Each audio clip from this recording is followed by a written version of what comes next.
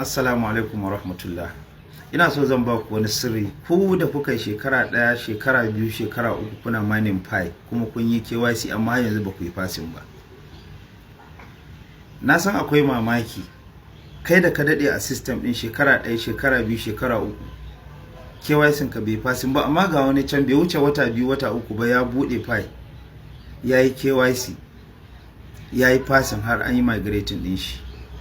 Me ya faru to zan ba ku sirri.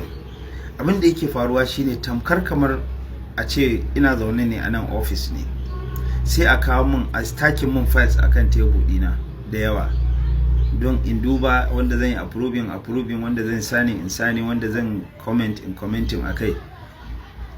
Sai ya zama cewa duk lokacin da zan dauko file din to na sama nake daukowa nake dubawa, sannan kuma baka kumanta kullun ƙara kamun file din ake, ni kuma ban jawo na ƙasa, na sama nake dauka. Kun ga in file din mutun yana ƙasa babu ran da zan dauko tunda kullun ƙara dankarawa ake.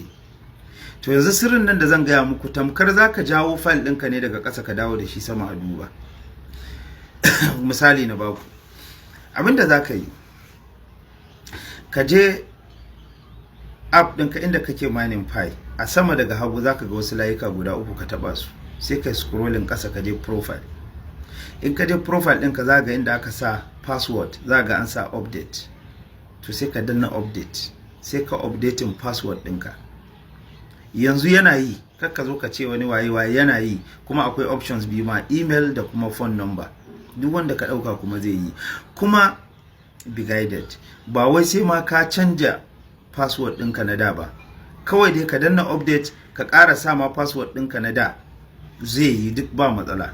Insha Allah kana yin wannan to kaman ka dauko file ɗinka ne daga ƙasa ka dawo da shi sama.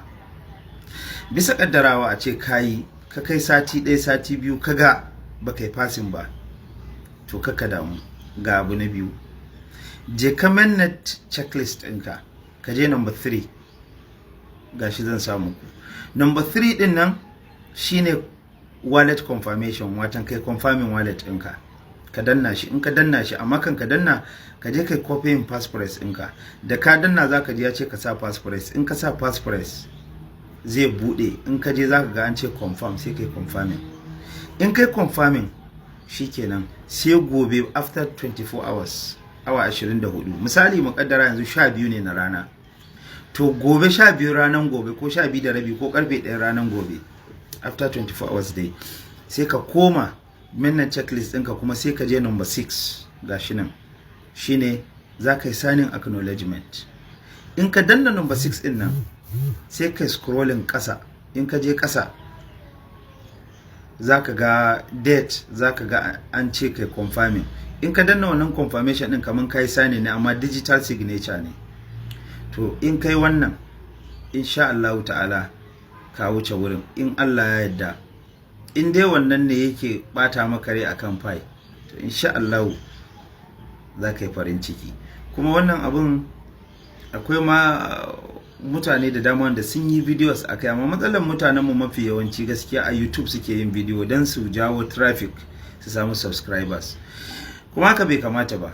Duk abin da yake da amfani, musamman irin wannan abubuwan da 'yan arewa suke da rauni akai, ku dinga yin shi tsakaninku da Allah, ku yi kishin yankinku.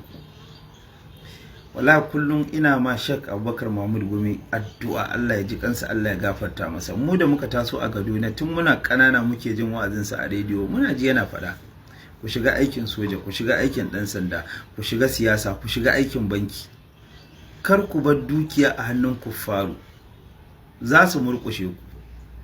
Kun ga wayannan abubuwan pi, sidra din nan, ko a Najeriya nan a yanzu haka 'yan kudu sun mana wani irin fintinkau. Ku duba dai sidra a Qatar take, kasar musulmi, kasar musulunci, amma wallahi alazimi abinda yan kudu alkhairan da suka tara na sidra, wallahi yan arewa daidai ne. In ba yan Kano ba, ina yaba ma yan Kano, matasan Kano da kuma sauran dai jihohin na sani, amma dai Kano tumbingiwa ne gaskiya. ba za dan ina dan Kaduna ba zan ki faɗan gaskiya ba.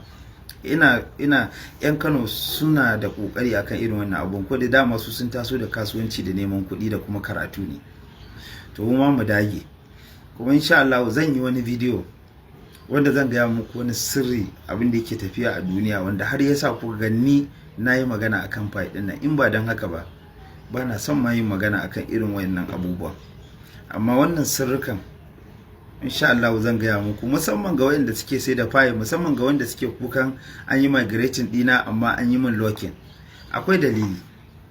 In na gaya maka dalilan zaka gamsu, kuma zaka gane cewa insha Allah ta'ala alkhairi ne gare ka. Insha Allah har zuriyarka sai ta ci albarkacin wannan alkhairin da yake ciki.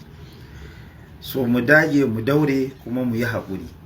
Ka daina jin maganganun mugayen mutane, manyan mutanenmu da manyan 'yan bokonmu wallahi al'azimi suna mining pi mafi yawancinsu, amma mugunta ba za su wayan muku da kai ba. Hasali ma wasu in suka ga kuna yi sai su nemi su deterrent ɗinku, mana su discouraging ɗinku. Ai wannan shirme ne, ai kaza ne, ai kaza ne. Wallahi ƙarya ne. Sun san abin da yake tafiya a duniya, sun san abubuwan da yake canjawa a duniya a yanzu haka. Ni ba zan yi muku mugunta ba. Da dadewa na taba gaya muku cewa in kana da kuɗi da yawa a banki, ka dinga kwashe su kana siyan kaddara.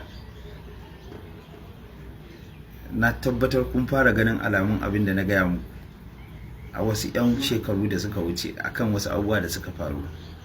So wannan dai shine a takaice, kuma insha Allah zan yi bidiyo akan sidrama, in yi bayani amma bakin gwargwadon fahimta.